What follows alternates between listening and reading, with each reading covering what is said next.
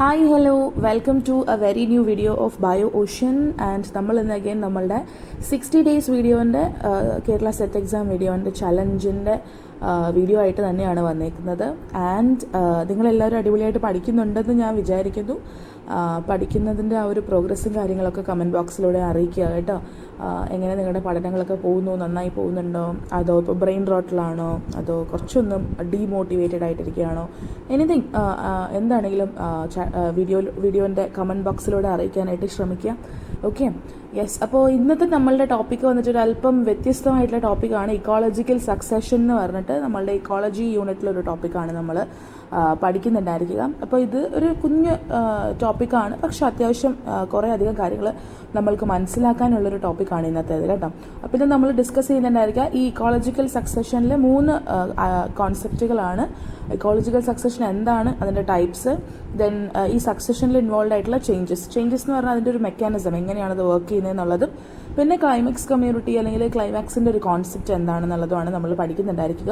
അപ്പോൾ നമുക്ക് video start ചെയ്യാം. ആൻഡ് അതിന് മുൻപായിട്ട് ആരെങ്കിലുമൊക്കെ നമ്മുടെ ചാനൽ ആദ്യമായിട്ടാണെന്നുണ്ടെങ്കിൽ നമ്മളുടെ ചാനലൊന്ന് സബ്സ്ക്രൈബ് ചെയ്യുക, തൊട്ടടുത്തുള്ള ബെല്ലൈക്കൺ കൂടെ ഒന്ന് പ്രസ് ചെയ്യുക. സോ ദാറ്റ് ഫ്രീക്വൻ്റ് ആയിട്ട് നമ്മളിടുന്ന വീഡിയോസിൻ്റെ നോട്ടിഫിക്കേഷൻസ് ഒക്കെ നിങ്ങൾക്ക് അവൈലബിൾ ആകും. ആൻഡ് യൂഷ്വലി പറയുന്ന പോലെ നിങ്ങളുടെ ഫ്രണ്ട്സ് ആൻഡ് ഫാമിലിക്ക് കൂടെ ഇതൊന്ന് ഷെയർ ചെയ്ത് കൊടുക്കുക. That will be helpful for both of us. അപ്പോൾ സ്റ്റാർട്ട് ചെയ്യാം നമുക്ക്. എന്നാൽ ഏറ്റവും ആദ്യം ബേസിക്കലി നമ്മൾ ചെയ്യാറുള്ളത് പോലെ ഈ കമ്മ്യൂണിറ്റി എന്താണ് എന്നുള്ളത് നമുക്ക് മനസ്സിലാക്കാം. ഒരു കമ്മ്യൂണിറ്റി ബേസ്ഡ് ആയിട്ടുള്ളൊരു കോൺസെപ്റ്റാണ് ഈ ഇക്കോളജിക്കൽ സക്സഷൻ എന്ന് പറയുന്നത്. ഒരു കമ്മ്യൂണിറ്റി എന്ന് പറഞ്ഞു കഴിഞ്ഞാൽ ഒരു ഇക്കോസിസ്റ്റം, അതിനകത്ത് ഒരുപാട് ഡിഫറെൻറ്റ് പോപ്പുലേഷൻസ് ഉണ്ടായിരിക്കും. പല പല പോപ്പുലേഷൻസ് കാണാൻ പറ്റും.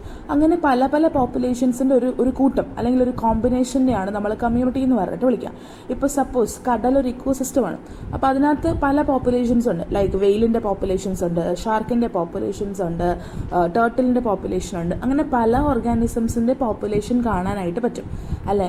ഇവരെല്ലാവരും കൂടെ മിക്സ്ഡ് ആയിട്ടാണ് ആ ഇക്കോസിസ്റ്റത്തിൽ ജീവിക്കുക. അപ്പോൾ അതൊരു കോമ്പിനേഷനാണ്. അങ്ങനെ ഒരു സിസ്റ്റത്തിനെയാണ് നമ്മളൊരു കമ്മ്യൂണിറ്റി എന്ന് പറഞ്ഞിട്ട് വിളിക്കുന്നുണ്ടായിരിക്കുക. ആൻഡ് ഈ കമ്മ്യൂണിറ്റിയിൽ കറക്റ്റായിട്ട് ഒരു കമ്മ്യൂണിറ്റിയുടെ ഒരു പെർട്ടിക്കുലർ ഏരിയയിൽ ഒരു ഓർഡർ വൈസിൽ നടക്കുന്ന ഒരു പ്രോസസ്സ്, അങ്ങനെ ഉണ്ടാകുന്നൊരു ചേഞ്ച്, അതിനെയാണ് നമ്മൾ ഇക്കോളജിക്കൽ സക്സഷൻ എന്ന് പറഞ്ഞിട്ട് വിളിക്കുക. The very basic thing that you have to understand is like ecological succession നടക്കുന്നത് ഒരു കമ്മ്യൂണിറ്റിയിലാണ്, പോപ്പുലേഷനിലല്ല. പോപ്പുലേഷനും കമ്മ്യൂണിറ്റിയും രണ്ടാണ്. അപ്പോൾ അതുകൊണ്ട് തന്നെ കമ്മ്യൂണിറ്റിയിൽ നടക്കുന്ന വളരെ ഓർഡർലി നടക്കുന്ന ഒരു ചേഞ്ച്, അതിനെയാണ് നമ്മൾ എന്ത് വിളിക്കുക, ഇക്കോളജിക്കൽ സക്സഷൻ എന്ന് പറഞ്ഞിട്ട് വിളിക്കുക. ഓക്കെ, ഇനി നമ്മൾ പഠിക്കാൻ വേണ്ടി പോകുന്നത് ടൈപ്സ് ഓഫ് സക്സഷൻ ആണ്. അതിൽ ഏറ്റവും പ്രധാനപ്പെട്ട ടൈപ്സ് എന്ന് പറയുന്നത് പ്രൈമറി ആൻഡ് സെക്കൻഡറി ആണ്. പക്ഷെ അതുകൂടാതെ ഇനിയും ഒരുപാട് ടൈപ്സ് ഓഫ് സക്സഷൻ ഉണ്ട്. എല്ലാ സക്സഷൻസും ഞാനിവിടെ പറഞ്ഞു പോകുന്നുണ്ട്. ഏറ്റവും പ്രൈമറി ആയിട്ടുള്ള സക്സഷൻ എന്താ, ഏറ്റവും സെക്കൻഡറി ആയിട്ടുള്ള സക്സഷൻ എന്താ, ഇതെന്താണെന്നുള്ളതാണ് നമ്മൾ ആദ്യം പഠിക്കുക. ദെൻ റാൻഡം ആയിട്ടുള്ള കുറച്ച് സക്സഷൻ്റെ ടൈപ്സും കൂടെ നമ്മൾ ഇതിൻ്റെ ഒപ്പം പഠിച്ചു പോകും. ഓക്കെ, അപ്പോൾ first of all primary succession. Primary succession എന്ന് പറഞ്ഞു കഴിഞ്ഞാൽ നമ്മളുടെ ചുറ്റുമുള്ള കരയിലോ അല്ലെങ്കിൽ കടലിലോ അല്ലെങ്കിൽ ഫ്രഷ് വാട്ടറിലോ എവിടെയാണെങ്കിലും, ഇങ്ങനത്തെ ഏത് എൻവയോൺമെന്റിലാണെങ്കിലും സാധാരണഗതിയിൽ നടക്കുന്ന ഒരു സക്സഷനാണ് ഈ പ്രൈമറി സക്സഷൻ എന്ന് പറയാം. ആൻഡ് ഇത് സ്റ്റാർട്ട് ചെയ്യുന്നത് ഏറ്റവും പഴയ ഒരു സബ്സ്ട്രേറ്റത്തിൽ നിന്നായിരിക്കും. ആൻഡ് ഈ സബ്സ്ട്രേറ്റത്തിനകത്ത് എന്തെങ്കിലും ഒരു ലിവിങ് കണ്ടന്റ് ഉണ്ടായിരുന്നു എന്ന് ചോദിച്ചാൽ ഉണ്ടാകത്തില്ല. അങ്ങനത്തെ ഒരു ഏറ്റവും പഴയ പ്രിമിറ്റീവ് ആയിട്ടൊരു സബ്സ്ട്രേറ്റത്തിൽ നിന്ന് സ്റ്റാർട്ട് ചെയ്യുന്ന ഒരു സക്സഷനെയാണ് നമ്മൾ പ്രൈമറി സക്സഷൻ എന്ന് പറഞ്ഞിട്ട് വിളിക്കുന്നുണ്ടായിരിക്കുക. ആൻഡ് ഈ ലിവിങ് മാറ്റർ ഇല്ലാതിരുന്ന ഒരു സ്ഥലത്ത് ഏറ്റവും ആദ്യം എസ്റ്റാബ്ലിഷ് ചെയ്യുന്ന അല്ലെങ്കിൽ കോളനൈസ് ചെയ്യുന്ന ഗ്രൂപ്പ് ഓഫ് ഓർഗാനിസംസ് ഉണ്ടല്ലോ, അവരെ നമ്മൾ പയനീസ് എന്ന് പറഞ്ഞിട്ട് വിളിക്കും. അല്ലെങ്കിൽ പ്രൈമറി കോളനൈസേഴ്സ്, അല്ലെങ്കിൽ ഏറ്റവും ആദ്യത്തെ കമ്മ്യൂണിറ്റിന്ന് സൂചിപ്പിക്കാൻ വേണ്ടിയിട്ട് പ്രൈമറി കമ്മ്യൂണിറ്റി എന്ന് പറഞ്ഞിട്ട് വിളിക്കും. അപ്പോൾ ലിവിങ് മാറ്റർ ഒന്നും ഇല്ലാതിരുന്ന ഒരു പ്രിമിറ്റീവ് ആയിട്ടുള്ള സബ്സ്ട്രേറ്റത്തിൽ സ്റ്റാർട്ട് ചെയ്യുന്ന അല്ലെങ്കിൽ നടക്കുന്ന സക്സഷൻ പ്രൈമറി സക്സഷനാണ്. അവിടെ ഉണ്ടാകുന്ന ഏറ്റവും ആദ്യത്തെ ഗ്രൂപ്പ് ഓഫ് ഓർഗാനിസത്തിനെ നമ്മൾ എന്ത് വിളിക്കും, പ്രൈമറി കമ്മ്യൂണിറ്റി അല്ലെങ്കിൽ പ്രൈമറി കോളനി എന്നൊക്കെ പറഞ്ഞിട്ടായിരിക്കും വിളിക്കുന്നുണ്ടായിരിക്കുക. കോളനി എന്ന് വിളിക്കാം, കോളനൈസേഴ്സ് എന്ന് വിളിക്കാം. Colony is like the group of കോളനൈസേഴ്സിനും. അപ്പോൾ അങ്ങനെ ആകുമ്പോൾ ഏത് വേണമെങ്കിലും നിങ്ങൾക്ക് യൂസ് ചെയ്യാം. Okay, that was about the primary succession. ഇനി രണ്ടാമത്തേതാണ് സെക്കൻഡറി സക്സഷൻ എന്ന് പറയുന്നത്. ഈ സെക്കൻഡറി സക്സഷൻ എന്ന് പറഞ്ഞു കഴിഞ്ഞാൽ ഓൾറെഡി ലിവിങ് മാറ്റർ ഉള്ള ഒരു സബ്സ്ട്രേറ്റത്തിലായിരിക്കും ഇത് സ്റ്റാർട്ട് ചെയ്യുന്നുണ്ടായിരിക്കാം. അപ്പോൾ ഒരു സബ്സ്ട്രേറ്റം ഉണ്ടായിരുന്നു, അത് ഓൾറെഡി അവിടെ ഉള്ളൊരു ഈ ഏരിയക്കകത്ത് ഉള്ളൊരു സബ്സ്ട്രേറ്റമാണ്. അതിനകത്ത് ഇനഫായിട്ട് നമ്മൾക്ക് ലിവിങ് മാറ്റർ കാണാനും സാധിക്കും. അത്തരത്തിലുള്ളൊരു സബ്സ്ട്രേറ്റത്തിൽ സ്റ്റാർട്ട് ചെയ്യുന്ന തരത്തിലുള്ള സക്സഷനെയാണ് നമ്മൾ സെക്കൻഡറി സക്സഷൻ എന്ന് പറഞ്ഞിട്ട് വിളിക്കുന്നുണ്ടായിരിക്കുക. ആൻഡ് ഇപ്പോൾ ഈ സബ്സ്ട്രേറ്റത്തിനകത്ത് ഇപ്പോൾ ഒറിജിനലി ജീവിച്ചുകൊണ്ടിരിക്കുന്ന സ്പീഷീസ് അല്ലെങ്കിൽ ആ ഒരു കമ്മ്യൂണിറ്റി ഉണ്ടല്ലോ, അത് ഇടക്കാലത്ത് വെച്ചിട്ട് നഷ്ടപ്പെട്ടു പോയേക്കാം. കാരണം എന്തെങ്കിലും ഒരു ക്ലൈമറ്റിക് ചേഞ്ചോ അല്ലെങ്കിൽ ഇപ്പൊ എന്തെങ്കിലും കാറ്റാസ്ട്രോഫി ഒക്കെ ഹിറ്റ് ചെയ്തിട്ട് ഈ സബ്സ്ട്രേറ്റത്തിൽ നിന്ന് ഒറിജിനലി ഇപ്പൊ നിലനിൽക്കുന്ന ആ ഒരു കമ്മ്യൂണിറ്റി നഷ്ടപ്പെട്ടു പോയേക്കാം. അങ്ങനെ നഷ്ടപ്പെട്ടു പോയിക്കഴിഞ്ഞാൽ എന്ത് പറ്റും? ഇപ്പൊ കറന്റ്ലി ആ സബ്സ്ട്രേറ്റത്തിൽ ജീവനുള്ള സാധനങ്ങളൊന്നും തന്നെ ഇല്ല അല്ലേ? അപ്പൊ അങ്ങനെ വരുമ്പോഴത്തേക്കും എന്ത് പറ്റും? ഇങ്ങനെ ഒരു ഏരിയ പിന്നീട് ലിവിങ് മാറ്റർ ഇല്ലാതെയായിട്ട് മാറും. പക്ഷെ അത് പിന്നീട് റീഗെയിൻ ചെയ്യപ്പെടും. പുതിയ കമ്മ്യൂണിറ്റീസ് ഒക്കെ വന്നിട്ട് ഈ നഷ്ടപ്പെട്ടു പോയിട്ടുള്ള ലിവിങ് ആയിട്ടുള്ള ഒരു ഫോഴ്സ് അല്ലെങ്കിൽ ലിവിങ് മാറ്റർ വീണ്ടും എന്ത് ചെയ്യപ്പെടും? ബിൽഡ് ചെയ്യപ്പെടും. പിടികിട്ടിയോ? അപ്പൊ ആദ്യം ഒരു ഗ്രൂപ്പ് ഓഫ് കമ്മ്യൂണിറ്റി ആ ഒരു സബ്സ്ട്രേറ്റത്തിനകത്ത് ഉണ്ടായിരുന്നു. അത് പിന്നീട് എന്തൊക്കെയോ കാരണങ്ങൾ കൊണ്ട് നഷ്ടപ്പെട്ടു പോയി. പക്ഷെ പല സാഹചര്യങ്ങൾ ഒത്തിണങ്ങി വന്നു കഴിഞ്ഞപ്പോഴത്തേക്കും വീണ്ടും ആ ഒരു കമ്മ്യൂണിറ്റി അല്ലെങ്കിൽ മറ്റൊരു പുതിയ കമ്മ്യൂണിറ്റി എന്ത് ചെയ്ത് വരും? ബിൽഡപ്പ് ചെയ്ത് വരുന്നതാണ് ഈ സെക്കൻഡറി സക്സഷൻ കൊണ്ടിട്ട് ഉദ്ദേശിക്കുക. യൂഷ്വലി പ്രൈമറി സക്സഷനേക്കാളും കുറച്ചും കൂടെ ഭയങ്കര ഫാസ്റ്റർ ആയിട്ട് അടിപൊളിയായിട്ട് നടക്കുന്ന succession is always secondary succession. കാരണം അവിടുത്തെ കണ്ടീഷൻസ് ഒക്കെ നല്ലതാണ് അല്ലെ? ബെറ്റർ ആയിട്ടുള്ള ഒരു ന്യൂട്രിയന്റ് എൻവയോൺമെന്റ് ഒക്കെ അവിടെ ഉണ്ട്. കാരണം അവിടെ ഓൾറെഡി ലിവിംഗ് മാറ്റർ ഉണ്ടായിരുന്ന ഒരു സ്ഥലമാണ് അല്ലെ? തരിശ് മാതിരി കിടന്നിരുന്നതല്ല, ലിവിംഗ് മാറ്റർ ഉണ്ടായിരുന്ന സ്ഥലമാണ്. അപ്പോൾ ഒബ്വിയസ്ലി അവിടെ കുറച്ചെങ്കിലൊക്കെ ന്യൂട്രിയൻസ് ഉണ്ടായിരിക്കും. സോ കമ്മ്യൂണിറ്റിക്ക് ഫ്ലറിഷ് ചെയ്യാൻ അത് അല്പം ഹെൽപ്ഫുൾ ആയിട്ട് മാറുകയും ചെയ്യും. പിടികിട്ടിയോ? ഇതാണ് സക്സഷന്റെ ബേസിക് ആയിട്ടുള്ള രണ്ട് ക്ലാസിഫിക്കേഷൻസ്, പ്രൈമറിയും സെക്കൻഡറി. പ്രൈമറി എന്ന് പറഞ്ഞാൽ ഒന്നും ഇല്ലാത്തടത്തുനിന്ന് സ്റ്റാർട്ട് ചെയ്യുന്നത്. സെക്കൻഡറി എന്ന് പറഞ്ഞാൽ എന്തൊക്കെയോ ഉണ്ടായിരുന്നു, പിൽക്കാലത്ത് നഷ്ടപ്പെട്ടു പോയി കഴിഞ്ഞപ്പോൾ വീണ്ടും റീസ്റ്റാർട്ട് ചെയ്യുന്നതിനെയാണ് നമ്മൾ സെക്കൻഡറി കൊണ്ടിട്ട് ഉദ്ദേശിക്കുക. These are the basic things. പക്ഷെ ഇത് കൂടാതെ വേറെയും കുറച്ച് ടൈപ്പ് ഓഫ് സക്സഷൻസ് ഉണ്ട്. അതും കൂടെ നമ്മളൊന്ന് അറിഞ്ഞിരിക്കേണ്ടതായിട്ടുണ്ട് കേട്ടോ. അപ്പൊ അതിനകത്ത് ഫസ്റ്റ് വേണ്ടാണ് ഓട്ടോജെനിക് സക്സഷൻ എന്ന് പറയുന്നത്. ഇവിടെ എന്താ സംഭവിക്കാന്ന് വെച്ചാൽ സക്സഷൻ സ്റ്റാർട്ട് ചെയ്തു, പക്ഷെ ഇതിനകത്ത് എന്ത് പറ്റുമെന്ന് വെച്ച് കഴിഞ്ഞാല് ഈ എൻവയോൺമെന്റിനകത്തുള്ള കുറെ വ്യത്യാസങ്ങൾ അല്ലെങ്കിൽ എൻവയോൺമെന്റിനകത്ത് ഉണ്ടാകുന്ന മോഡിഫിക്കേഷൻസ് ഒക്കെ കാരണം അവിടെ ഉണ്ടായിരുന്ന ആ കമ്മ്യൂണിറ്റി നഷ്ടപ്പെട്ടു പോകും. അപ്പൊ അത് നശിച്ചിട്ട് അത് മുഖേന ഈ കമ്മ്യൂണിറ്റി, ആദ്യത്തെ കമ്മ്യൂണിറ്റിനെ സപ്പോസ് എന്ന് വിളിക്കുക, എന്ന് പറഞ്ഞ കമ്മ്യൂണിറ്റി നശിച്ചു പോയിട്ട് അതിനെ റീപ്ലേസ് ചെയ്ത് പുതിയ കമ്മ്യൂണിറ്റിയോ അല്ലെങ്കിൽ ഒന്നിലധികം കമ്മ്യൂണിറ്റികളോ ഈ ഒരു സ്ഥലത്ത് എത്തിപ്പെട്ടേക്കാം. ആദ്യം ഒരു കമ്മ്യൂണിറ്റി ഉണ്ടായിരുന്നു, ദാറ്റ് വാസ് എനെ റീപ്ലേസ് ചെയ്തിട്ട് പല കാരണങ്ങൾ കൊണ്ടിട്ട് എനെ റീപ്ലേസ് ചെയ്തിട്ട് ബി എന്ന് പറഞ്ഞ ഒരു കമ്മ്യൂണിറ്റിയോ അല്ലെങ്കിൽ BCDE എന്ന് പറഞ്ഞിട്ട് കുറെ കമ്മ്യൂണിറ്റീസോ വന്നേക്കാം. ഇത്തരത്തിലുള്ള ഒരു സക്സഷനെയാണ് നമ്മൾ ഓട്ടോജെനിക് സക്സഷൻ എന്ന് പറഞ്ഞിട്ട് വിളിക്കുക. ആൻഡ് യൂഷ്വലി എൻവയോൺമെന്റിൽ ഉണ്ടാകുന്ന ചില തരത്തിലുള്ള മോഡിഫിക്കേഷൻസ് അല്ലെങ്കിൽ ഓൾട്ടറേഷൻസ് ഒക്കെയാണ് ഇങ്ങനെ ഒരു സക്സഷന് കാരണമായിട്ട് വരുന്നത്. ഓക്കെ അല്ലേ? So this is about autogenic succession. ഇനി അത് കഴിഞ്ഞ് വരുന്നതാണ് അല്ലോജെനിക് സക്സഷൻ. ഏട്ടാ ഇതിന്റെയൊക്കെ വാക്കുകൾ, ടേംസ് ഒക്കെ ഓൾമോസ്റ്റ് സിമിലർ ആയിട്ട് നമുക്ക് തോന്നും. ഓട്ടോജെനിക്, അല്ലോജെനിക്, ഓട്ടോട്രോഫിക്, ഹെറ്ററോട്രോഫിക് എന്നൊക്കെ കേൾക്കുമ്പോഴത്തേക്കും സിമിലർ ആയിട്ട് തോന്നും. അപ്പൊ അതുകൊണ്ട് കൺഫ്യൂസ്ഡ് ആവാതെ ഇങ്ങോട്ടും മാറി പോവാതെ പഠിക്കേണ്ടത് അത് നിങ്ങളുടെ ഉത്തരവാദിത്തമാണ് കേട്ടോ. Okay, yes. ഇനി അല്ലോജെനിക് സക്സഷൻ എന്ന് പറഞ്ഞു കഴിഞ്ഞാൽ ഇവിടെ ഒരു കമ്മ്യൂണിറ്റി ഒരു സബ്സ്ട്രേറ്റത്തിനകത്ത് ഉണ്ടായിരുന്നു എന്ന് വിചാരിക്കുക. ഓക്കെ, ആൻഡ് ഈ കമ്മ്യൂണിറ്റിനെ റീപ്ലേസ് ചെയ്തിട്ട് പുതിയൊരു കമ്മ്യൂണിറ്റി വന്നു എന്ന് വിചാരിക്കുക. ഓക്കെ, ആൻഡ് അതിന് കാരണം എന്ന് പറയുന്നത് ഈ കമ്മ്യൂണിറ്റി കാരണം എൻവയോൺമെന്റിൽ ഉണ്ടായിട്ടുള്ള എഫക്ട് തന്നെയാണ്. ഒരു കമ്മ്യൂണിറ്റി ഒരു എൻവയോൺമെന്റിൽ ജീവിക്കുമ്പോൾ സ്വാഭാവികമായിട്ടും ആ കമ്മ്യൂണിറ്റി എൻവയോൺമെന്റിൽ ഒരു ഇഫക്റ്റ് ഉണ്ടാക്കുന്നുണ്ട്. മനുഷ്യൻ ഇപ്പോൾ ഒരു എൻവയോൺമെന്റിൽ ജീവിക്കുമ്പോൾ മനുഷ്യൻ എൻവയോൺമെന്റിനെ ഇഫക്ട് ചെയ്യുന്നില്ലേ? ഈ എൻവയോൺമെന്റിനെ ഡീഗ്രേഡ് ചെയ്യുന്നതിൽ ഒരു പ്രധാനപ്പെട്ട റോള് മനുഷ്യനുണ്ട് അല്ലെ? അപ്പോൾ ഒബ്വിയസ്ലി ഒരു ഏരിയയിൽ ഒരു കമ്മ്യൂണിറ്റി റിസൈഡ് ചെയ്യുമ്പോൾ ആ കമ്മ്യൂണിറ്റി കാരണം എൻവയോൺമെന്റിന് ഒരുപാട് ചേഞ്ചസും ഒരുപാട് ഇഫക്ട്സും ഉണ്ടാവുന്നുണ്ട്. അപ്പൊ അതിൽ സഹികെട്ട് എൻവയോൺമെന്റ് എന്ത് ചെയ്യും? ഈ ഉണ്ടായിരുന്ന കമ്മ്യൂണിറ്റിനെ മാറ്റിയിട്ട് പുതിയ കമ്മ്യൂണിറ്റിനെ കൊണ്ടുവരും അല്ലെ? അപ്പൊ അങ്ങനത്തെ ഒരു സക്സഷന്റെയാണ് നമ്മൾ അല്ലോജനിക് സക്സഷൻ എന്ന് പറഞ്ഞിട്ട് വിളിക്കുന്നുണ്ടായിരിക്കുക. പൊതുവെ ഭയങ്കര ഡിസ്റ്റർബ്ഡ് ആയിട്ടുള്ള അല്ലെങ്കിൽ മോശപ്പെട്ട അവസ്ഥയിലിരിക്കുന്ന അല്ലെങ്കിൽ എൻവയോൺമെന്റ് വളരെ ഡീഗ്രേഡഡ് ആണ്, ഇത്തരത്തിലുള്ള ഒരു അവസ്ഥയിലിരിക്കുന്നിടത്താണ് അല്ലോജനിക് ആയിട്ടുള്ള സക്സഷൻസ് നടക്കുക. അതിനൊരു എക്സാമ്പിൾ ആണ് കുളങ്ങൾ. കാരണം അവിടോട്ട് പുറത്തു നിന്നിട്ടുള്ള ന്യൂട്രിയൻസ്, പൊല്യൂട്ടൻസ് ഒക്കെ എത്തിപ്പെടാനുള്ള ചാൻസ് ഉണ്ട്. അങ്ങനെ വരുമ്പോഴത്തേക്കും എൻവയോൺമെന്റ് ഡീഗ്രേഡഡ് ആകും അല്ലെങ്കിൽ എൻവയോൺമെന്റ് മോഡിഫൈഡ് ആകും. അപ്പൊ എന്ത് സംഭവിക്കും? ഓൾറെഡി ഉള്ള കമ്മ്യൂണിറ്റീനെ തട്ടിയിട്ട് പുതിയ കമ്മ്യൂണിറ്റീസ് അവിടെ ഉള്ളത്. അങ്ങനെ വരുന്നതിനെയാണ് അല്ലോജനിക് സക്സഷൻ എന്ന് വിളിക്കുക. എടാ ഈ അല്ലോജനിക്കും അതുപോലെ ഓട്ടോജനിക്കും തമ്മിലൊരു വ്യത്യാസമുണ്ട്. ഓട്ടോജനിക് എന്തായിരുന്നു? എൻവയോൺമെന്റിൽ ഉണ്ടാകുന്ന വ്യത്യാസങ്ങൾ കൊണ്ടിട്ട് so many reasons are there behind environmental reactions അല്ലെങ്കിൽ environmental modifications. എന്തെങ്കിലുമൊക്കെ റീസൺ കാരണം എൻവയോൺമെന്റ് മോഡിഫൈഡ് ആകുന്നു, സക്സഷൻ സംഭവിക്കുന്നു, അതാണ് ഓട്ടോജനിക്. പക്ഷെ അല്ലോജനിക് എന്ന് പറഞ്ഞാൽ എന്താ? ഒരു ഏരിയ ഉണ്ടായിരുന്നു, അവിടെ ഒരു കമ്മ്യൂണിറ്റി ഉണ്ടായിരുന്നു. ഈ കമ്മ്യൂണിറ്റി അവിടെ ജീവിച്ചത് കാരണം എൻവയോൺമെന്റ് ഡീഗ്രേഡഡ് ആയിപ്പോയി. അപ്പൊ അതിനെ മറികടക്കാനായിട്ട് പുതിയ കമ്മ്യൂണിറ്റി വരുന്നു. That is allogenic. അതിനെയാണ് നമ്മൾ അല്ലോജനിക് ആയിട്ടുള്ള സക്സഷൻ എന്ന് പറഞ്ഞിട്ട് വിളിക്കല് കേട്ടോ. അപ്പൊ മാറിപ്പോയത് കേട്ടോ. Then next one is autotrophic succession. ഇവിടെ എന്ന് പറഞ്ഞു കഴിഞ്ഞാൽ പൊതുവെ ഓട്ടോട്രോഫിക് ആയിട്ടുള്ള ജീവികളായിരിക്കും ഡോമിനന്റ് ആയിട്ട് നിൽക്കുന്നുണ്ടായിരിക്കുക. ഗ്രീൻ പ്ലാന്റ്സ് ഒക്കെ ആയിരിക്കും. അപ്പൊ അതുകൊണ്ട് തന്നെ ഇവിടെ ഈ സക്സഷൻ സ്റ്റാർട്ട് ചെയ്യുന്നത് ഒരു ഇൻഓർഗാനിക് ആയിട്ടുള്ള എൻവയോൺമെന്റിലാണ്. ആൻഡ് ഈ ഒരു സക്സഷനിൽ കണ്ടിന്യൂസ് ആയിട്ട് എനർജി ഫ്ലോ ഉണ്ടായിരിക്കും. We know that energy flow from the green plants to the other organisms. ഏറ്റവും ആദ്യം എനർജി റിസീവ് ചെയ്യുന്ന ഓർഗാനിസം എന്ന് പറയുന്നത് ഒബ്വിയസ്ലി ഓട്ടോട്രോഫ്സ് ആണ്, അല്ലെങ്കിൽ ഗ്രീൻ പ്ലാന്റ്സ് ആണ്. അവരിൽ നിന്നാണ് എനർജി ഫ്ലോ ചെയ്യുക അല്ലെ. അപ്പോൾ ഇൻഓർഗാനിക് എൻവയോൺമെന്റ് സ്റ്റാർട്ട് ചെയ്ത് കണ്ടിന്യൂസ് ആയിട്ടുള്ള എനർജി ഫ്ലോ മെയിൻറ്റെയിൻ ചെയ്യുന്ന ഒരു ടൈപ്പ് ഓഫ് സക്സഷൻ ആണ് ഈ ഓട്ടോട്രോഫിക് സക്സഷൻ എന്ന് പറഞ്ഞിട്ട് വിളിക്കുന്നുണ്ടായിരിക്കും. ഇൻഓർഗാനിക്കിൽ നിന്ന് സ്റ്റാർട്ട് ചെയ്ത് പയ്യെ പയ്യെ പയ്യെ അവർ ഓർഗാനിക് മാറ്റർ എന്ത് ചെയ്തെടുക്കും, ഡെവലപ്പ് ചെയ്തെടുക്കും. ആൻഡ് ഫ്രീക്വന്റ്ലി അതിന്റെ ഒപ്പത്തിക്കൂടെ തന്നെ എനർജി ഫ്ലോ നടക്കുന്നുണ്ടായിരിക്കും. അപ്പൊ ഇത്തരത്തിൽ ഗ്രീൻ പ്ലാന്റ്സിൽ സ്റ്റാർട്ട് ചെയ്യുന്ന, അതിലെ ഡോമിനൻസിൽ സ്റ്റാർട്ട് ചെയ്യുന്ന ആൻഡ് ഇൻഓർഗാനിക് മാറ്റർ ഇൻവോൾവ് ആയിട്ട് പിന്നീട് ഗ്രാജുവലി ഓർഗാനിക് മാറ്റർ ഡെവലപ്പ് ചെയ്യുന്ന തരത്തിലുള്ള ഒരു സക്സഷൻ ആണ് ഓട്ടോട്രോഫിക് സക്സഷൻ. നിങ്ങൾ 2-3 പോയിന്റ്സ് ഇവിടെ മനസ്സിലാക്കി വെക്കേണ്ടതുണ്ട്. ഇറ്റ് സ്റ്റാർട്ട്സ് വിത്ത്, അല്ലെങ്കിൽ it is dominated by the green plants. ഇവിടെ എനർജി ഫ്ലോ കൺസിസ്റ്റന്റ് ആയിട്ട് നടക്കുന്നുണ്ട്. മൂന്നാമത്തെ കാര്യം, ഈ ഒരു സക്സഷൻ സ്റ്റാർട്ട് ചെയ്യുന്നത് ഇൻഓർഗാനിക് എൻവയോൺമെന്റിലാണെങ്കിലും പ്ലാന്റ്സ് ഉള്ളതുകൊണ്ട് തന്നെ പിന്നീട് എന്ത് ചെയ്യപ്പെടും, ഓർഗാനിക് മാറ്ററിനെ കൂടി വരും. So these are the 3 points. ഈ ഒരു സക്സഷനും റിലേറ്റ് ചെയ്ത് നിങ്ങൾ ഈ 3 പോയിന്റ്സ് മനസ്സിലാക്കി വെച്ചിട്ടുണ്ടാവണം കേട്ടോ. ഇനി അടുത്തൊരു സക്സഷൻ ആണ് ഹെറ്ററോട്രോഫിക് സക്സഷൻ എന്ന് പറയുന്നത്. ഇവിടെ ഹെറ്ററോട്രോഫിക് ആയിട്ടുള്ള ഓർഗാനിസംസ് ആണ് ഡൊമിനൻസ് കാണിക്കുന്നുണ്ടായിരിക്കുക. നേരത്തെ പ്ലാന്റ് ഡൊമിനന്റ് ആയെങ്കിൽ ഇവിടെ ഹെറ്ററോട്രോഫിക് ആയിട്ടുള്ള ഓർഗാനിസംസ് ലൈക്ക് പ്ലാന്റ്സ് ഒഴികെ ഫോട്ടോസിന്തസിസിങ് കപ്പാസിറ്റി ഇല്ലാത്ത ബാക്കി സകലമായ ജീവികളും like fungi, animals, bacteria, everything. Bacteria means എല്ലാ ബാക്ടീരിയ ഇല്ല, ഫോട്ടോസിന്തസിസ് കപ്പാസിറ്റി ഇല്ലാത്ത ബാക്ടീരിയാസ് കേട്ടോ. അപ്പൊ അങ്ങനെ ഹെറ്ററോട്രോഫിക് ഓർഗാനിസംസിന്റെ ഡൊമിനൻസ് കാണുന്ന തരത്തിലുള്ള ഒരു സക്സഷനെയാണ് നമ്മൾ ഹെറ്ററോട്രോഫിക് സക്സഷൻ എന്ന് പറഞ്ഞിട്ട് വിളിക്കുന്നുണ്ടായിരിക്കുക.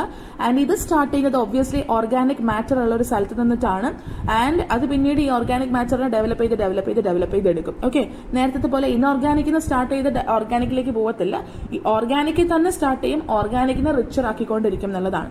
ആൻഡ് ഇത് നടക്കുക പൊതുവെ റിവർ, അതുപോലെ തന്നെ എന്താ പറയാ, ചെറിയ ചെറിയ പൂൾസ്, അങ്ങനത്തെ സംഭവങ്ങളൊക്കെ ഉള്ള സ്ഥലങ്ങളിലായിരിക്കും. ആൻഡ് അവിടെ എന്ന് വെച്ച് കഴിഞ്ഞാൽ ഈ പറഞ്ഞ പോലെ പൊല്യൂഷനോ അല്ലെങ്കിൽ ലിറ്റർ മാതിരിയുള്ള സാധനങ്ങളോ സീവേജ് ഒക്കെ കൂടുതലായിട്ടുള്ള സാഹചര്യങ്ങളായിരിക്കും. അപ്പൊ അങ്ങനെയാണ് ആ ഓർഗാനിക് മാറ്റർ ബിൽഡ് ചെയ്ത് വരുന്നുണ്ടായിരിക്കാം. അപ്പൊ ഹെറ്ററോട്രോഫിക് ഓർഗാനിസംസിൽ നിന്ന് തുടങ്ങുന്ന അല്ലെങ്കിൽ ഡൊമിനൻസ് കാണിക്കുന്ന ഓർഗാനിക് മാറ്ററിൽ സ്റ്റാർട്ട് ചെയ്യുന്ന ടൈപ്പ് ഓഫ് സക്സഷനെയാണ് നമ്മൾ ഹെറ്ററോട്രോഫിക് സക്സഷൻ എന്ന് പറഞ്ഞിട്ട് വിളിക്കല്. Then comes next succession, that is induced succession. Induced succession എന്ന് പറഞ്ഞു കഴിഞ്ഞാൽ ഇപ്പോൾ എന്തെങ്കിലുമൊക്കെ ആക്ടിവിറ്റീസ് പ്രകൃതിയിൽ നടക്കുമ്പോൾ, സപ്പോസ് മേയാൻ വിടുന്നത്, ജീവികളെ നാൽക്കാലികളൊക്കെ മേയാൻ വിടുന്നത്, അല്ലെങ്കിൽ ഇപ്പോൾ കൾട്ടിവേഷൻ അല്ലെങ്കിൽ ഇൻഡസ്ട്രിയൽ ആയിട്ടുള്ള പൊല്യൂഷൻ കാരണമൊക്കെ നമ്മളുടെ ഇക്കോ സിസ്റ്റം എന്ത് ചെയ്യപ്പെടുന്നുണ്ട്, ഡീഗ്രേഡ് ചെയ്യപ്പെടുന്നുണ്ട്. കന്നുകാലികൾ മേയുന്നത് ഡീഗ്രഡേഷന് കാരണമാവുന്നുണ്ടെന്ന് ചോദിച്ചു കഴിഞ്ഞാൽ ഒബ്വിയസ്ലി കാരണമാവുന്നുണ്ട്. കാരണം ഇവർ കഴിക്കുന്നത് ഗ്രീൻ പ്ലാന്റ്സിനെയാണ്. ഫോട്ടോസിന്തസിസ്, പ്രൊഡക്ടിവിറ്റി, കംപ്ലീറ്റ് സകല സാധനങ്ങളും താളം തട്ടിപ്പോവും ആ ഇക്കോ സിസ്റ്റത്തിലെ ഓവർ ഗ്രേസിംഗ് സംഭവിച്ചാൽ. അപ്പൊ അങ്ങനെയൊക്കെയുള്ള സാഹചര്യത്തിൽ ഇപ്പോൾ ഈ പറഞ്ഞ പോലെ ഇക്കോ സിസ്റ്റം ഡീഗ്രേഡഡ് ആയിട്ട് പോകാനുള്ളൊരു ചാൻസ് ഉണ്ട്. ആൻഡ് ഈ ഒരു സിറ്റുവേഷനിൽ വാട്ട് ഹാപ്പൻസ് ഈസ് ലൈക്ക് ഈ നമ്മളുടെ മനുഷ്യന്റെ ഒരു ആക്ഷൻ കാരണം അഗ്രികൾച്ചറൽ പ്രാക്ടീസസോ അല്ലെങ്കിൽ എന്തെങ്കിലും മറ്റു മെക്കാനിസംസ് വഴിയായിട്ട് നമ്മൾ ഈ ഒരു ഇക്കോ സിസ്റ്റത്തിനെ ഒരു സ്റ്റേബിൾ ആയിട്ടുള്ള ഒരു അവസ്ഥയിലേക്ക് കൊണ്ടുവരുന്നു. അതാണ് ഇവിടെ പൊതുവെ നടക്കുന്നത്. So we are inducing succession. നശിച്ചു പോയിക്കൊണ്ടിരിക്കുന്ന ഇക്കോ സിസ്റ്റത്തിനെ നമ്മൾ പ്രോപ്പറായിട്ട് കൊണ്ടുവരാൻ മനുഷ്യന്റെ ഇന്റൻഷണൽ ആക്ഷൻ കൊണ്ടിട്ട് ശ്രമിക്കുന്നതാണ് ഈ ഇൻഡ്യൂസ്ഡ് സക്സഷൻ കൊണ്ടിട്ട് ഉദ്ദേശിക്കുന്നുണ്ടായിരിക്കുക. പിടികിട്ടിയോ? ദെൻ കംസ് റിട്രോഗ്രസീവ് സക്സഷൻ എന്ന് വെച്ച് കഴിഞ്ഞാൽ ഇപ്പൊ ഈ പറഞ്ഞ പോലെ സാധാരണ നമ്മൾക്ക് കാണാൻ പറ്റുന്ന ഒരു കമ്മ്യൂണിറ്റി ഉണ്ടായിരിക്കും ഒരു ഏരിയക്കകത്ത് അല്ലെ. അപ്പൊ ഈ കമ്മ്യൂണിറ്റി അത്ര ഒരു ഭയങ്കര ഡെവലപ്ഡ് ആയിട്ടുള്ള കമ്മ്യൂണിറ്റി അല്ല, വളരെ സിംപ്ലർ ആയിട്ടുള്ള കമ്മ്യൂണിറ്റി ആണെന്ന് വിചാരിക്കുക. അതിനെ ഇംപ്രവൈസ് ചെയ്ത് നമ്മൾ അതിനെ ഒരു അഡ്വാൻസ്ഡ് സ്റ്റേറ്റിലേക്ക് അല്ലെങ്കിൽ ഒരു ക്ലൈമാക്സ് കമ്മ്യൂണിറ്റിയിൽ എത്തിക്കുന്നു. പിടികിട്ടിയോ? അപ്പൊ അതിന് കാരണം ഈ പറഞ്ഞ പോലെ ഇക്കോസിസ്റ്റത്തിൽ ഉണ്ടാകുന്ന വ്യത്യാസങ്ങളോ അങ്ങനെ എന്ത് വേണമെങ്കിലും ആക്കാം. സിംപ്ലർ ആയിട്ടുണ്ടായിരുന്ന ഒരു കമ്മ്യൂണിറ്റിനെ നമ്മൾ ക്ലൈമാക്സിലോട്ട് എത്തിക്കുന്നതിനെയാണ് റെട്രോഗ്രസീവ് സക്സഷൻ എന്ന് പറഞ്ഞിട്ട് വിളിക്കുന്നുണ്ടായിരിക്കുക. അതിന് എക്സാമ്പിൾ പറയുന്നത് നമ്മളുടെ ഫോറസ്റ്റ് ഒക്കെ യൂഷ്വലി എന്താ പറയാ ഡീഗ്രേഡ് ചെയ്യപ്പെടുന്നുണ്ട്. ആൻഡ് അതിൽ നിന്ന് മാറി അവർ ഡെസേർട്ട് പോലെ ആവുകയോ അല്ലെങ്കിൽ ഈ പറഞ്ഞ പോലെ എന്താ പറയാ നമുക്ക് കാണാൻ പറ്റുന്ന ഷ്രബ്സ് മാത്രമുള്ള ഏരിയ ഒക്കെ ആയിട്ട് മാറാറുണ്ട് അല്ലേ. അപ്പോൾ അവിടെ നിന്ന് നമ്മൾ എക്സസീവായിട്ട് മരങ്ങളും ഇലകളും വലിയ വലിയ എന്തെങ്കിലും വേസ്റ്റ് കൂനകളൊക്കെ ഉണ്ടെങ്കിൽ അതെല്ലാം മാറ്റി കഴിഞ്ഞ് കഴിഞ്ഞാൽ അത് പിന്നീട് ഡെവലപ്പ് ചെയ്യും. അപ്പോൾ കുറച്ചും കൂടെ ഒരു അഡ്വാൻസ്ഡ് കമ്മ്യൂണിറ്റീനെ നമുക്ക് അവിടോട്ട് കൊണ്ടുവരാൻ പറ്റും.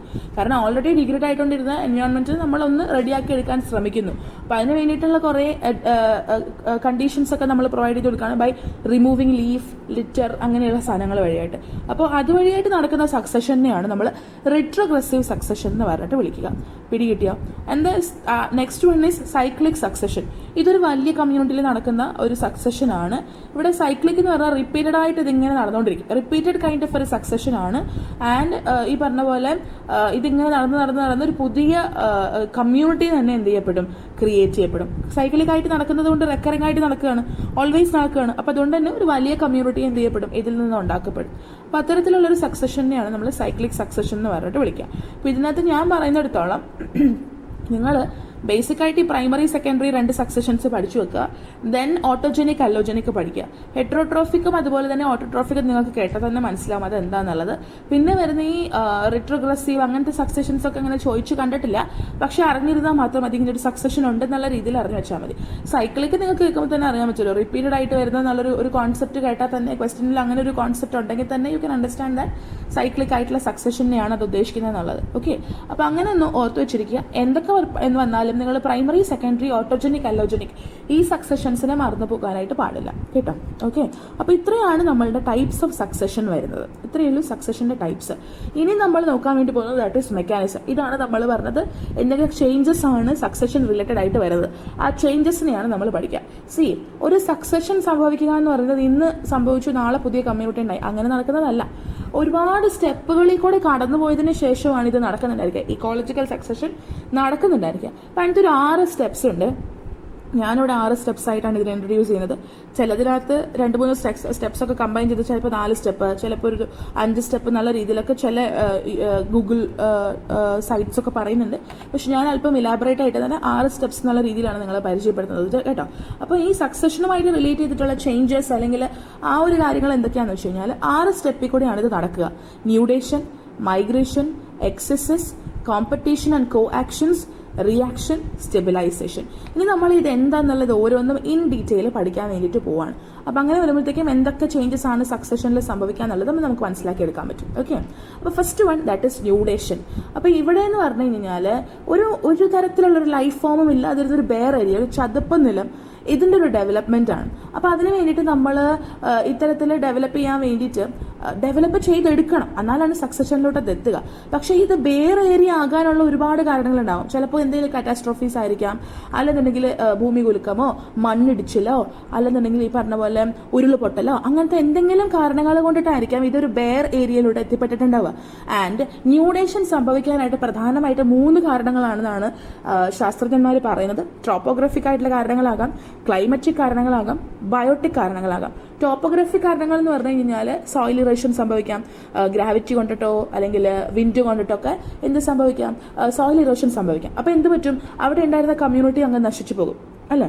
അങ്ങനെ നശിച്ചു പോകുമ്പോഴത്തേക്ക് എന്ത് പറ്റി, അതൊരു ബെയർ ലാൻഡ് ആയിട്ട് മാറി, അവിടെ ജീവനില്ല എന്നുള്ളൊരു അവസ്ഥയിലോട്ട് എത്തി അല്ലെ. ഇനി അതല്ലാതെ ഇപ്പൊ ഈ പറഞ്ഞ പോലെ മണ്ണിടിച്ച്, വോൾക്കാനിക് ഇറപ്ഷൻസ് അല്ലെങ്കിൽ ഉരുൾപൊട്ടല് അങ്ങനത്തെ സംഭവങ്ങൾ വഴിയായിട്ടും ഈ പറഞ്ഞ പോലെ അവിടെയുള്ള ഒരു കമ്മ്യൂണിറ്റി നശിച്ചു പോയേക്കാം. പിടികിട്ടിയോ? ദാറ്റ് ഈസ് എ ടോപ്പോഗ്രഫിക് ആയിട്ടുള്ള reason. And second one is climatic reason.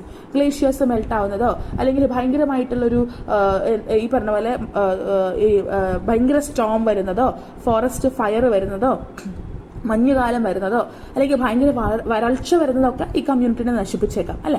അപ്പൊ അത്തരത്തിൽ ക്ലൈമറ്റിൽ ഉണ്ടാകുന്ന ചേഞ്ചസ് കാരണം ഈ പറഞ്ഞ പോലെ കമ്മ്യൂണിറ്റി നശിച്ചു പോകുന്നതാണ് ഈ ഒരു റീസൺ എന്ന് പറയുന്നത്. ദെൻ ബയോട്ടിക് റീസൺ എന്ന് പറഞ്ഞു കഴിഞ്ഞാൽ ഈ ടോപ്പോഗ്രഫിക് ക്ലൈമറ്റിക് റീസൺസിനേക്കാളൊക്കെ ഏറ്റവും പ്രധാനപ്പെട്ട റീസൺ ബയോട്ടിക് ആണ്. മനുഷ്യൻ തന്നെയാണ് ഒരുവിധപ്പെട്ട എല്ലാ ഏരിയാസും നശിപ്പിക്കുന്നത്. അവരുടെ ആവശ്യങ്ങൾക്ക് വേണ്ടിയിട്ട് പല കാരണങ്ങൾക്ക് വേണ്ടിയിട്ട് നമ്മളുടെ ചുറ്റുമുള്ള ഏരിയാസിനൊക്കെ നശിപ്പിക്കുന്നുണ്ട്. അപ്പൊ അതിൽ കൂടെ എന്ത് പറ്റാറുണ്ട്, ഒരുപാട് കമ്മ്യൂണിറ്റീസ് നഷ്ടപ്പെട്ടു പോകും. ഈവൻ ചെറിയ ചെറിയ ഓർഗാനിസംസ് ലൈക്ക് മൈക്രോ ഓർഗാനിസംസ് ഒക്കെ നഷ്ടപ്പെട്ടു പോകും. ആൻഡ് ഈവൻ ആ ഒരു എൻറ്റയർ പോപ്പുലേഷൻ നഷ്ടപ്പെട്ടു പോകാനോ എക്സ്റ്റൻഷനിലേക്ക് വരെ അത് ലീഡ് ചെയ്തേക്കാം എന്നാ പറയാം. അപ്പൊ അതുകൊണ്ട് തന്നെ ഈ ന്യൂഡേഷൻ ഉദ്ദേശിക്കുന്നത് നമ്മൾ ബെയർ ആയിട്ടുള്ള ഒരു ഏരിയനെ ഡെവലപ്പ് ചെയ്യാണ്. ഈ ബെയർ ഏരിയയിലെ ലൈഫ് ഫോംസ് ഒന്നും കാണാൻ പറ്റത്തില്ല. അങ്ങനെ കാണാതായതിനുള്ള റീസൺ ആണ് ഈ 3 നമ്മൾ ഡിസ്ക്രൈബ് ചെയ്തിട്ടുണ്ടായിരുന്നത്. ഇത് നമ്മൾക്ക് ഇവിടെ ലൈഫ് ഫോംസ് ഡെവലപ്പ് ചെയ്തെടുക്കണം. അപ്പൊ അതിനുള്ള മെത്തേഡ്സ് ആണ് നമ്മൾ പഠിക്കുന്നത്. Second step that is migration അല്ലെങ്കിൽ dispersal. Migration we say in the case of animals, അല്ലെ ആനിമൽസ് ആണ് മൈഗ്രേറ്റ് ചെയ്യുന്നത്. ഡിസ്പേഴ്സൽ എന്ന് പറയുന്നത് നമ്മൾ പ്ലാന്റ്സിന്റെ കേസിലാണ് സംഭവിക്കുക. ഓക്കെ, അപ്പോൾ ഒരു ബെയർ ഏരിയയിലോട്ട് സീഡുകളോ അല്ലെങ്കിൽ സ്പോർസോ അല്ലെങ്കിൽ ജീവനുള്ള ഉടലെടുക്കാൻ സാധ്യതയുള്ള എന്തെങ്കിലും സാധനങ്ങൾ ഇങ്ങോട്ട് എത്തിപ്പെടണം, ഈ ബെയർ ഏരിയയിലോട്ട് എത്തിപ്പെടണം. അതിനെയാണ് നമ്മൾ ഡിസ്പേഴ്സൽ അല്ലെങ്കിൽ മൈഗ്രേഷൻ കൊണ്ടിട്ട് വിളിക്കുക. ഈ പറഞ്ഞ പോലെ അനിമൽസ് എന്തെങ്കിലും സാഹചര്യം കൊണ്ട് ഈ ഒരു സ്ഥലത്തേക്ക് എത്തിപ്പെടുകയാണെങ്കിൽ obviously we can call it as migration. അതല്ല കാറ്റിൽ കൂടെയോ അല്ലെങ്കിൽ വെള്ളത്തിൽ കൂടെയോ ഏതെങ്കിലും വിധേന സ്പോറുകളോ സീഡ്സ് ഒക്കെയാണ് ഈ സ്ഥലത്ത് എത്തുന്നതെന്നുണ്ടെങ്കിൽ അതിൽ കൂടെ നമുക്ക് ലൈഫ് ഡെവലപ്പ് ചെയ്തെടുക്കാം. അപ്പോൾ അതിനെയാണ് നമ്മൾ ഡിസ്പേഴ്സൽ കൊണ്ടിട്ട് ഉദ്ദേശിക്കുക. അപ്പോൾ മൈഗ്രേഷൻ ആണെങ്കിലും ഡിസ്പേഴ്സൽ ആണെങ്കിലും അനിമൽ അല്ലെങ്കിൽ ഒരു പ്ലാന്റ് ഈ ഒരു ബെയർ ഏരിയയിലേക്ക് എത്തുന്നതിനെയാണ് ഉദ്ദേശിക്കുക എന്നുള്ളതൊന്ന് ഓർത്ത് വെച്ചേക്കുക. Okay, then third step is exercise അല്ലെങ്കിൽ എസ്റ്റാബ്ലിഷ്മെന്റ്. ഇപ്പോൾ ഒരു പുതിയ ഏരിയയിലോട്ട് ഒരു പ്ലാന്റിന്റെ സീഡോ സ്പോറോ അല്ലെങ്കിൽ ഒരു അനിമലോ എത്തിപ്പെട്ടെങ്കിൽ the very next step is അവരവിടെ സക്സസ്ഫുൾ ആയിട്ട് എസ്റ്റാബ്ലിഷ് ചെയ്യണം. അവിടെയുള്ള കണ്ടീഷൻസ് എന്തൊക്കെയാണെന്നുള്ളത് മനസ്സിലാക്കി അവർ അതിനനുസരിച്ച് അഡ്ജസ്റ്റ്മെന്റുകൾ നടത്തണം.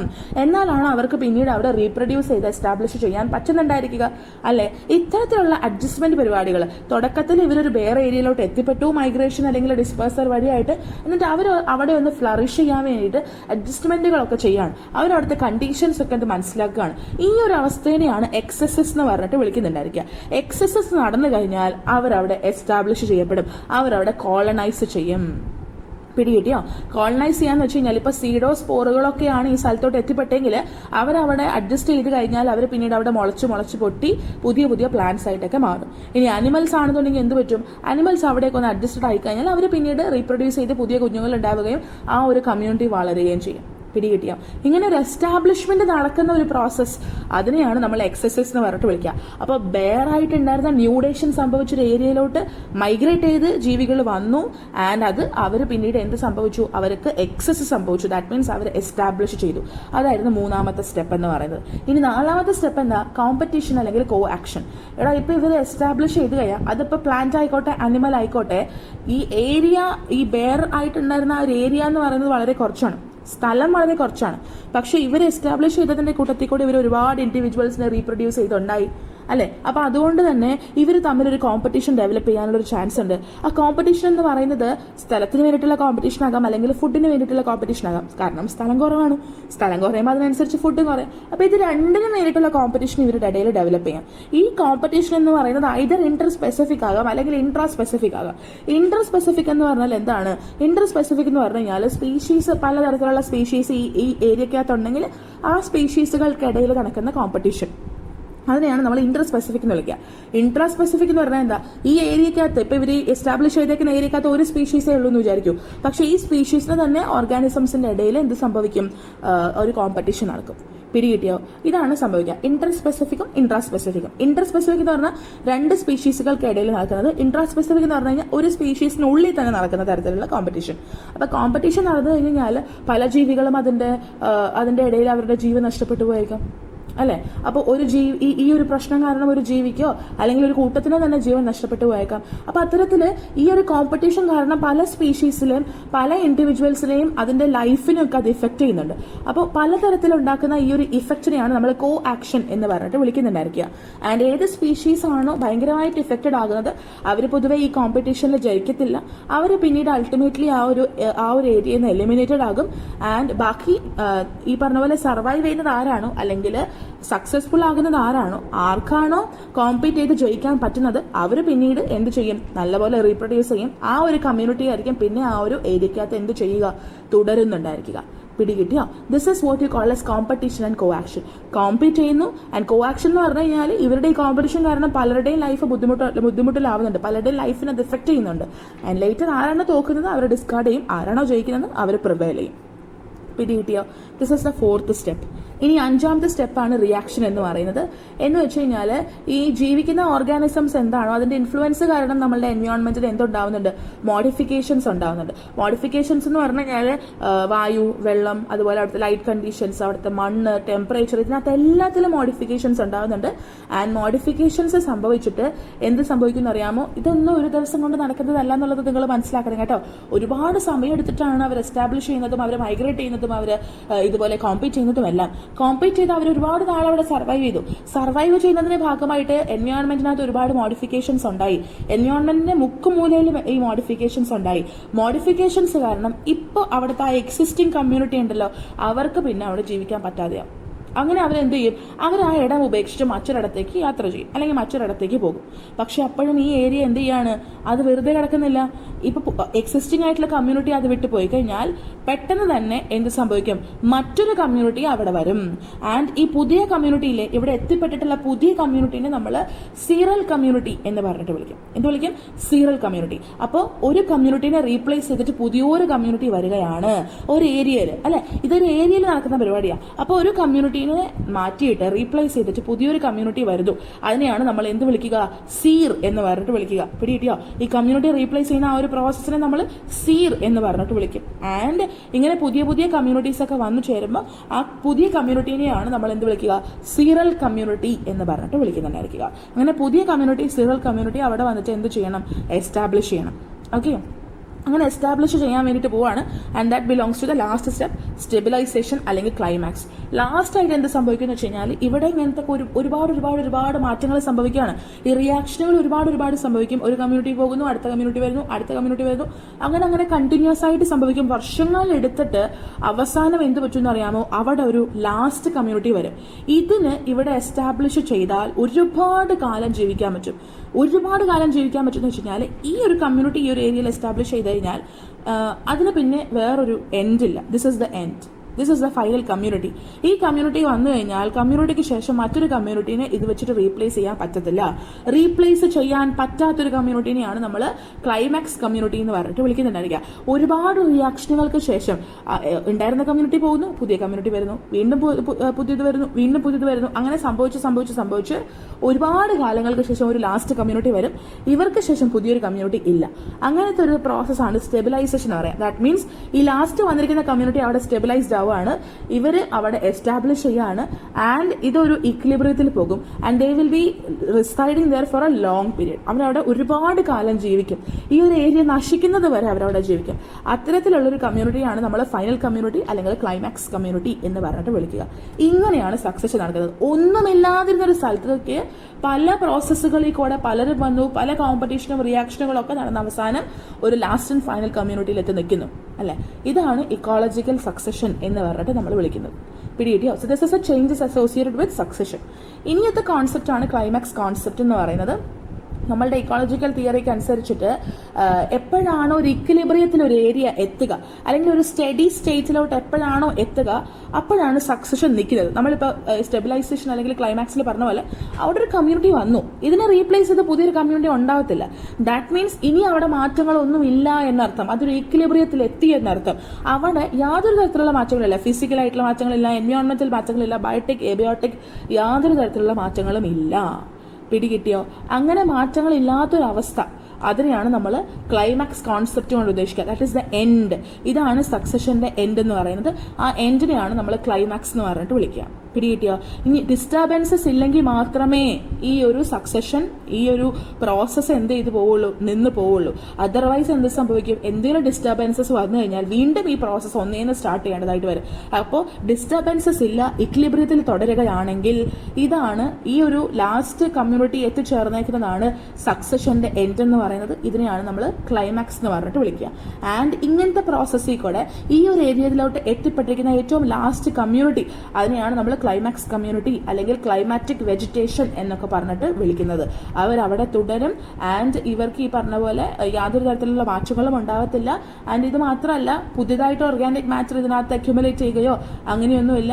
ഇതെല്ലാം ഒരു ബാലൻസ്ഡ് ആയിട്ടുള്ള രീതിയിൽ, എനർജി പ്രൊഡക്ഷൻ ആണെങ്കിലും ഓർഗാനിക് മാറ്റർ ആണെങ്കിലും everything comes to a balanced state.